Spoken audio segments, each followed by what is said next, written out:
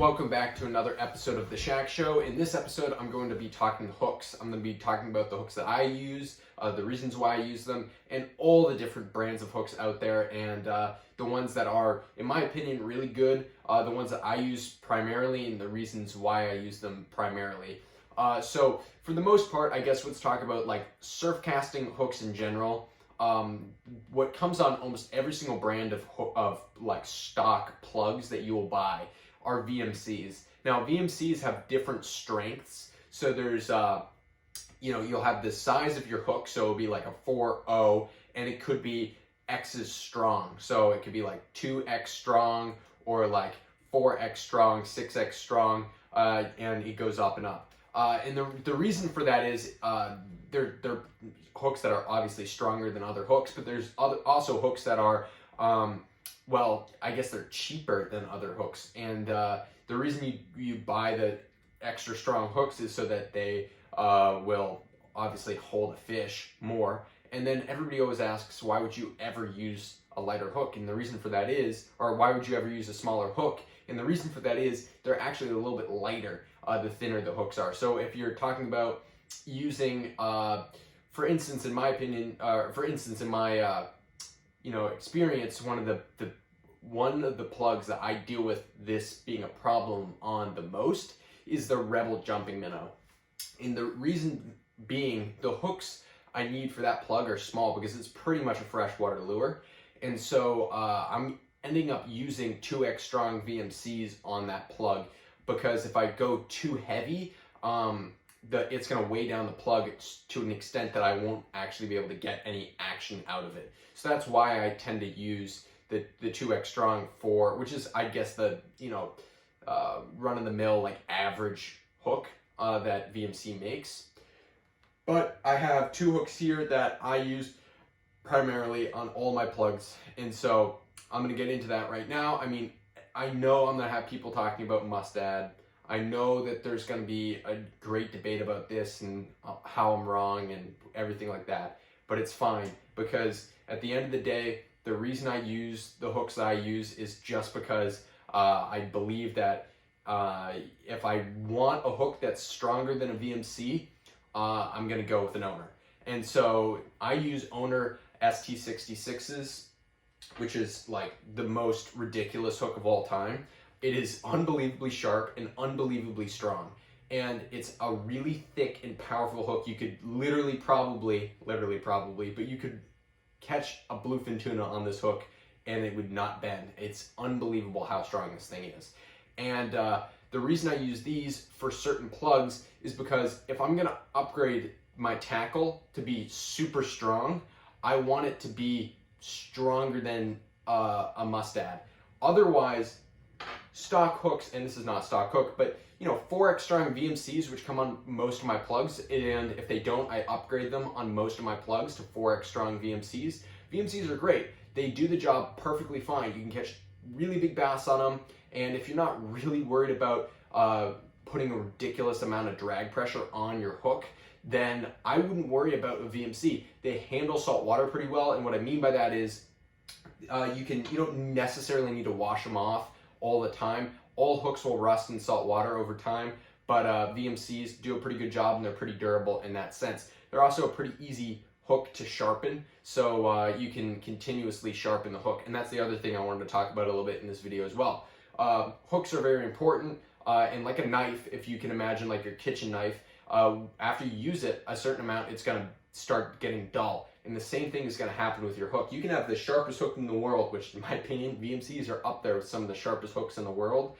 And it's unbelievable how sticky these hooks are. And I mean, when a bass even looks at it, it's going to get hooked up. It's amazing how sharp these are. And they got really big, beefy barbs, and that will, it's very hard for a bass to shake a VMC when it, or an owner SD66 when it gets hooked by it, and it is almost impossible for it to bend one.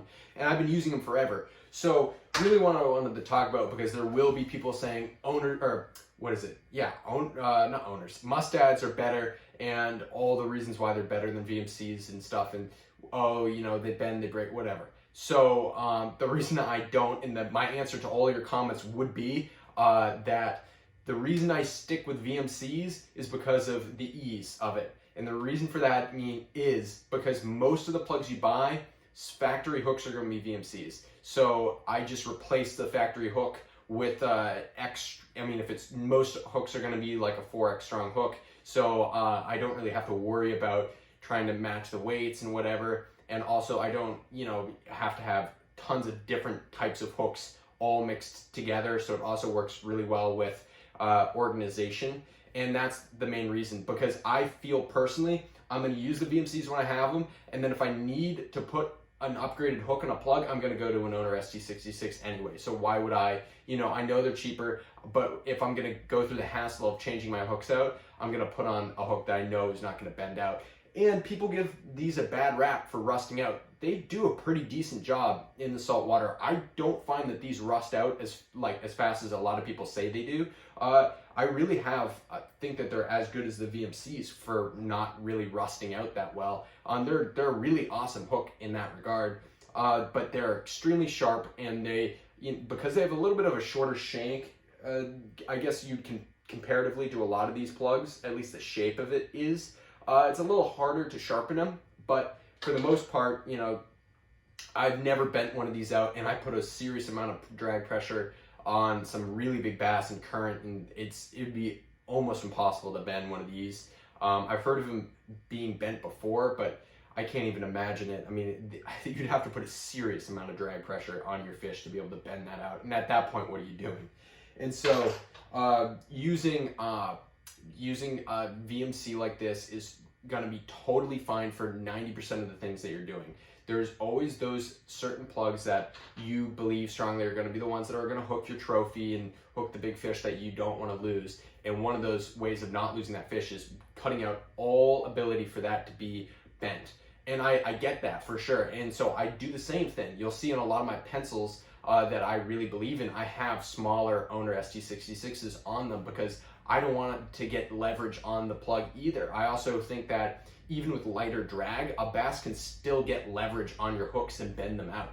So I really think strongly about changing my hooks out on certain plugs that I think will hook bigger fish.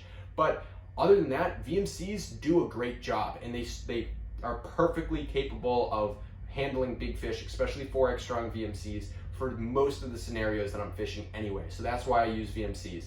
Now, do I think that mustads are great? Yeah, I think they're a really solid hook and a great option as well. I know there's tons of other brands, but for the most part, I'm using VMCs and I'm using Owners, and that's pretty much it. Okay, so let's talk about sharpening these hooks. So you see my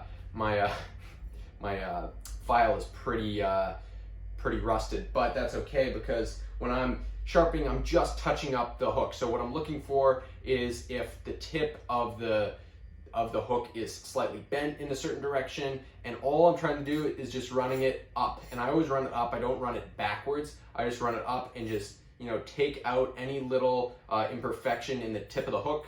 And what that does is makes it extra sharp. And I'll go around the plugs, and before I go on a trip where I really want sharp hooks or I think I'm going to catch some big fish, I always make sure I get my file out and I make sure the plugs that I'm putting in my bag are have sharp hooks. I don't carry one with me. A lot of guys do carry files with them when they're fishing just to touch up their hooks.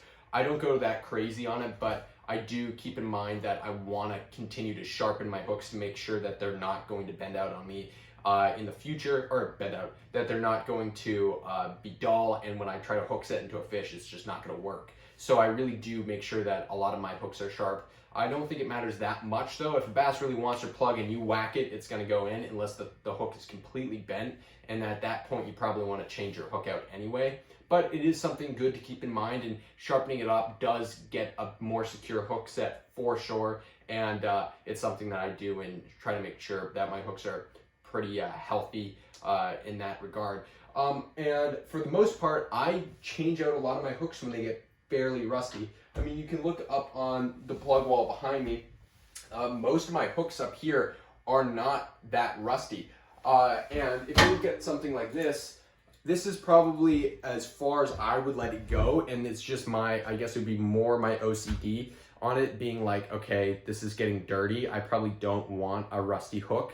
Then what would actually impact the fish either grabbing the plug because it sees that the hooks are rusty, or the durability of the plug, or the durability of the hook itself. So that's more just like my own mental thing, that I would probably change the hooks out if it gets a little bit more rusty than that. But that's my my threshold. You'll see that most of my plugs behind me are probably not that rusty, because I change the hooks out fairly often. And the way I do this is, you'll see behind me, and a lot of people have different ways of like labeling and organizing their gear, but I have these little, like, I guess they're like craft organizers or whatever they're called, but you'll see that I have it all labeled, and I have every size VMC from like 2.0 all the way up to 4.0, because that covers pretty much all my plugs. And so that's what I have on stock in my shed that I use. And I have a ton of split rings, but we can get into split rings in another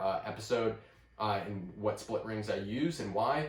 But for the most part, you know, I'm using owners and I'm using VMCs, and I'm sure that you guys are going to say, oh, Mustads and other hooks brands that are great. But those are the reason I use those are because I personally believe that they're the strongest and most secure.